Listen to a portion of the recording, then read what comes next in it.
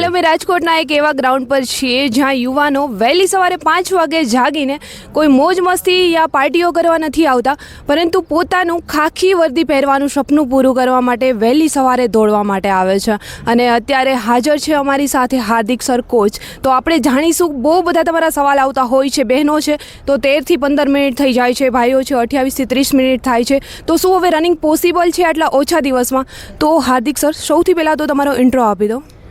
મારું નામ જાદવ હાર્દિક છે અને હું પોલીસ છે, આર્મી છે, એ બધી ફોર્સ લાઇન, ડિફેન્સ લાઇન બધી હું ટ્રેનિંગ કરાવું છું. ફિઝિકલ કોઈ પણ હોય, વેઇટ લોસ્ટ હોય કે પોલીસ ભરતી હોય કે કોઈ પણ ભરતી માટે બધી ટ્રેનિંગ કરાવું છું.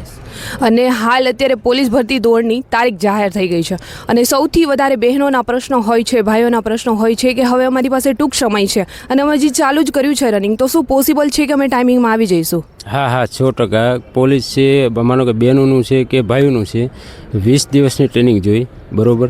ભાઈઓને કદાચ મહિનો લાગે, બહેનો માટે તો મેં જેટલા બહેનો ટ્રેન કર્યા છે 20 દિવસમાં બેનને કમ્પ્લીટ કરી નાખું છું. 8 મિનિટથી 8.5 મિનિટમાં કમ્પ્લીટ થઈ જાય છે. પણ હું પ્રોપરલી ટ્રેનિંગ કરાવું છું અને ભાઈઓને કદાચ મહિનો લાગે. આજ અત્યારે ભાઈઓ છે પાછળ લાઈને મેં 1 મહિનાને 4 દિવસમાં મેં કમ્પ્લીટ કર્યા છે અને બધા 25 મિનિટની અંદર પૂરું કરી નાખે છે. અમુક ભાઈઓ તો 20ની અંદર પૂરું પણ કરી નાખે છે. અને હાલ હજી જે બહેનોએ ચાલુ કર્યું છે કે જે લોકોને 13 થી 15 મિનિટ આવી રહી છે, એ લોકોએ સ્ટાર્ટિંગ કર્યું છે તો 15 દિવસ આઈ થિંક મળી જાય, કોઈને મહિનો દિવસ મળી જાય. તો એમને ખાસ કઈ બાબતનું ધ્યાન રાખવું પડશે અને કઈ રીતે ટ્રેનિંગ કરવી જોઈએ કે જેથી કરીને એને ટાઈમિંગમાં ટૂંક સમયમાં આવી શકે? તો અત્યારે તો માનો કે બહેનોને જો 1 મહિનો, ઘણાને પોલીસમાં લેટ આવે, પીએસઆઈનું વહેલા આવે, કે આગા પાછી થાય કે હજી નક્કી નથી, પણ 1 મહિનો તમારી પાસે હોય કે 20 દિવસ હોય, બરાબર, તો પોસિબલ જ છે. તો તમારે એક તો પહેલાં ઇન્જરીથી બચવાનું છે કે માણસ ઇન્જર કેવી રીતે થતા હોય કે તમારું કોઈ જાતનું મૂવમેન્ટ ન હોય, તમારું બોડીને સ્ટેબલ ન દોડતા હોય, એટલે તમારા પગમાં લોડ આવતો હોય. લોડ આવે એના લીધે તમને સીન પેન એવું થાય. ઘણીવાર એવું થતું હોય કે માનો કે ડેલી બેનું ડેલી હાર્ડવર્ક કરતા હોય કે માનો કે આજે 5 રાઉન્ડ માર્યા, 4 રાઉન્ડ માર્યા, કાલે દોડ્યા. કોઈ જાતનું એક એનું ટ્રેનિંગ સેશન એવું નથી કે આજ માનો કે આપણે સ્પીડ વર્કઆઉટ કર્યું તો કાલે આપણે નોર્મલ રનિંગ કરવું પડે. તો બેલેન્સિંગ રહેવું પડે કે માનો કે શરીરને તમે હાર્ડ આપી દીધું તો બીજા દિવસે તમે નોર્મલ વર્કઆઉટ લઈ લો, એક દિવસ તમે કોર એક્સરસાઇઝ લઈ લો, એક દિવસ ABCD લઈ લો, એટલે તમારું શરીર એક કમ્બાઇન્ડ રહે. કે માનો કે કોર એક્સરસાઇઝ લીધી તો પેટ તમારું મજબૂત થઈ ગયું, તો પછી તમારા પગને આરામ મળી ગયો, બીજા દિવસે તમારા પગને પાછળ લોડ આપ્યો, એક દિવસ સ્ટેપ ન ખુલતો તો ABCD કરી નાખ્યું. એવી રીતે પ્રોપરલી ટ્રેનિંગ હોવી જોઈએ. અને ભાઈઓ છે તો જ્યારે રનિંગ કરતા હોય, અમુક લોકો ગામડામાંથી રનિંગ કરે છે, નથી એમની પાસે કોચ, જાતે રનિંગ કરી રહ્યા છો, તો એમના સવાલ હોય છે કે મારે કેવી જગ્યાએ દોડવું જોઈએ, શૂઝ મેટર કરે છે કે નહીં, ડાયટ પ્લાન શું ફોલો કરવું જોઈએ? જો એવું તો શૂઝનું તો મારા અંદાજે એવું કંઈ છે હોતું નથી. મારા અહીંયા ઘણા ભાઈઓ એવા છે કે વગર શૂઝે પણ 20 મિનિટની અંદર પૂરું કરી નાખે છે. પણ મારું એવું કહેવું છે કે નવા બિગિનર હોય તો શૂઝ સારા જ હોય. અને જે વ્યક્તિને ઓલરેડી એના 100 એવા 1-2 ભાઈઓ કે 2-4 એવા જણા નીકળે કે શૂઝ વગર પ્રેક્ટિસ હોય ને એને એવું શરીરને ઘડેલું હોય એટલે એને અનુકૂળ આવે. પણ શૂઝ હોવા જરૂરી છે અને વગર શૂઝે તમને ફાવતું હોય તો એ કોક માણા એવા નીકળે છે અને કરી નાખે. એવું નથી કે વગર શૂઝે માણા જો મગજથી મેન્ટલી સ્ટ્રોંગ હોય તો પણ કરી નાખે. અને મારી ટ્રેનિંગ સેશન એવું છે કે હું ફિઝિકલી અને મેન્ટલી બે રીતે ફિટ કરું છું, એટલે વધારે રિઝલ્ટ મળે છે. કે માણાને ફિઝિકલી ફિટ રહેવાનું છે અને મેન્ટલી જરૂર પડે, કેમ કે ગ્રાઉન્ડમાં માણા 5, 6, 7, 8 રાઉન્ડે હિંમત હારી જતા હોય, ત્યારે મેન્ટલી એવો ફિટ કરેલો હોય તો એ જોશ કરીને હિંમત કરીને પોગી જાય છે. એટલે હું બે રીતે ટ્રેન કરું છું. અને દોડવાની વાત આવે તો કઈ જગ્યાએ દોડવું પડે? કાચા રસ્તા પર દોડે છે, ઘણા લોકો રોડ પર પણ દોડે છે, તો ધ્યાન રાખવું જોઈએ કઈ બાબતનું? જો તમારે રોડ માથે દોડતા હોય તો રોડ માથે તમારે હાર્ડવર્ક ના કરે, પહેલી વાત તો એ. અને રોડ માથે એવું બધાય અત્યારે જનરલી માણસ એમ કહેતા હોય છે કે રોડ માથે સીન પેન થઈ જાય ને આ પ્રોબ્લેમ, નો ડાઉટ આવે, પણ તમે ડેલી તમે લોડ માથે હાર્ડ વર્કઆઉટ કરતા હોય તો. બાકી તો હું મેરેથોન રનર છું, લોંગ રનિંગ 21 કિલોમીટર, 42 કિલોમીટર ઘણી મેરેથોન કરી, મને કોઈ દિવસ સીન પેન નથી થયો. પણ એક મારી દોડવાની પોઝિશન બરોબર છે, સ્ટેપ ને એ કે મારું પગને મૂવમેન્ટ લઈ લે છે, એટલે એટલો લોડ નથી આવતો. અને ડેલી ન દોડવાનું હોય. માનો કે તમારે જાજો ગ્રાઉન્ડનો યુઝ કરવાનો હોય, રોડ માથે દોડો તો ક્યારેક નોર્મલ રનિંગ કરવું પડે, ક્યારેક સ્પીડ વર્કઆઉટ હોય ત્યારે. પણ એવા વ્યક્તિ માટે જેની પાસે ગ્રાઉન્ડની અવેલેબલ છે તો એને ગ્રાઉન્ડમાં જ પ્રેક્ટિસ કરાય. આ તો ઘણા ગામડામાં વ્યવસ્થા નથી એટલે રોડ માથે દોડતા હોય, પણ રોડ માથે ડેલી અમુક ભાઈઓ 5 કિલોમીટર ટાઈમિંગ માપતા હોય છે, તો પછી ઇન્જરી થઈ શકે છે. અને સીન પેઇનનો પ્રોબ્લેમ જે લોકોને વધારે રહેતો હોય તો રિકવરી માટે શું કરી શકાય? સીન પેનનો તો ઝીણો પ્રોબ્લેમ તો ઓલરેડી લગભગ ગુજરાતમાં બધાને છે અને રહેવાનો પણ છે, કેમ કે તમારે પગ માથે તો દોડવાનું છે. એટલે હવે એને રિકવરી માટે તમારે બરફ છે, બરફથી આઈસથી તમારે બરફ કરવાનો છે. સરસોનું તેલ છે, એમાં તમારે લસણ છે, થોડુંક ડુંગળીને એવી રીતે થોડુંક સોલીને એમાં ભેગું કરીને ગરમ કરીને તમારે લગાડવાનું છે. પછી તમારે સ્ટ્રેચિંગ વ્યવસ્થિત કરવાનું છે. તમારા પગના કાંડા છે એ બધું સ્ટ્રેચિંગ વ્યવસ્થિત કરશો તો તમને એના રાહત મળશે. અને એક દિવસ તમારે જે દિવસ છીનપેન થયું એક દિવસ તમારે વર્કઆઉટને ડાઉન કરવું પડે. અને ડાયટ પ્લાનની વાત કરીએ તો જ્યારે રનિંગ કરતા હોય ત્યારે કોઈ ખાસ ડાયટ પ્લાન છે જે ફોલો કરવું પડે? તો મારા અંદાજે છે એક તો કાજુ ને બદામ. તમારે ખાલી 20 દિવસનું આયોજન હોય કે મારે 20 દિવસનું ગ્રાઉન્ડ છે તો 20 દિવસમાં તમારે ખાલી 50 ગ્રામ 100 ગ્રામ ખાલી કાજુ લેવાના અને ખજૂર લેવાની, શેણા લેવાના, મગ છે. અને આ ખાલી સિમ્પલ વસ્તુ તમારે ખાલી 20 દિવસનું લો એટલે 200-250 રૂપિયામાં આવી જાય. હાવ સિમ્પલ ડાયટમાં તમારે રેગ્યુલર ખાલી થોડું થોડું ચાવીને ખાવાનું અને પ્રોપરલી ટ્રેનિંગ કરવાની થઈ જશે. અને ખાસ અત્યારે નજીક જ્યારે ગ્રાઉન્ડ આવી ગયું છે, જ્યારે ગ્રાઉન્ડ પર રનિંગ કરવા જાય છે, જ્યારે એમની ટેસ્ટ લેવામાં આવે છે, પોલીસ ભરતી આપણે ગ્રાઉન્ડ ક્લિયર કરી, તો ગ્રાઉન્ડ પર જઈને ત્યાં 200 લોકોને એકસાથે દોડાવે છે, ત્યારે કઈ બાબતનું ધ્યાન રાખવું જોઈએ કે આપણો ટાઈમિંગ અહીંયા છે 25ની અંદર માંડ થતું હોય, યા બહેનો છે તો 9:30ની અરાઉન્ડ માંડ થતું હોય, તો ત્યાં કઈ બાબતનું એ લોકોએ ધ્યાન રાખવું જોઈએ? પહેલી વાત તો એ છે કે મેં આર્મીના છે, પોલીસના છે, એવા ઘણા ગ્રાઉન્ડ મેં ફિઝિકલ પાસ કર્યું છે કે એવી સંખ્યામાંથી પણ હું નીકળેલો છું. તો મારું કહેવું એવું છે કે તમે ગ્રાઉન્ડમાં જ્યારે દોડવા જાઓ ત્યારે સૌથી પહેલાં તો તમે રૂમે જાગીને જાઓ ત્યારે તમારે નોર્મલ તમારે 5-10 મિનિટ તમારે સ્ટ્રેચિંગ કરી નાખવું પડે. કેમ કે તમારું શરીર આખું જકડાઈ ગયેલું હોય, ઠંડી હોય અને માણસ ડાયરેક્ટ ગ્રાઉન્ડમાં જાય છે ને ડાયરેક્ટ સ્પીડમાં ભાગી જાય છે એટલે લેક્ટિક એસિડ પગમાં જામવા માંડે છે.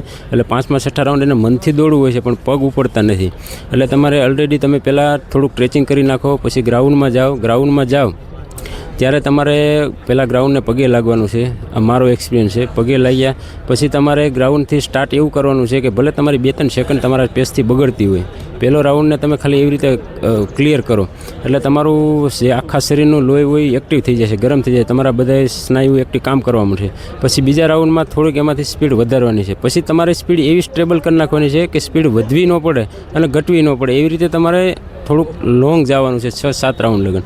એટલે તમે થોડાક પોઝિટિવ વિચાર આવવા માટે હવે મારી પાસે એટલું જ બાકી છે અને ત્યારે તમારું શરીર કામ કરતું હોય કેમ કે તમે એક પ્રોપરલી તમે સ્પેસમાં હાલો છો. કેમ કે શરૂઆતમાં તમે એટલું બળ નથી કર્યું એટલે તમને એટલી તકલીફ ન પડે. અને પછી લાસ્ટમાં તમારે છેલ્લા રાઉન્ડ હોય 5મો, 7મો, 8મો, 9મો, ત્યાંથી તમારે થોડી સ્પીડ વધારીને લાસ્ટના છેલ્લા 2 રાઉન્ડ ફિનિશિંગ હોવા જોઈએ. આઈ હોપ કે જે તમારા સવાલ હતા પોલીસ ભરતી દોડને લઈને કે ટૂંક જ સમયમાં રનિંગ આવી રહ્યું છે, હવે પોસિબલ છે કે નહીં ક્લિયર થઈ ગયા આવશે. અને અત્યારે મારી સાથે છે એ યુવાનો જે પોલીસ ભરતી દોડની તૈયારી કરી રહ્યા છે, તો આપણે એમના પાસેથી પણ જાણીશું એમનો એક્સપિરિયન્સ અને ટાઈમિંગ શું આવી રહ્યું છે.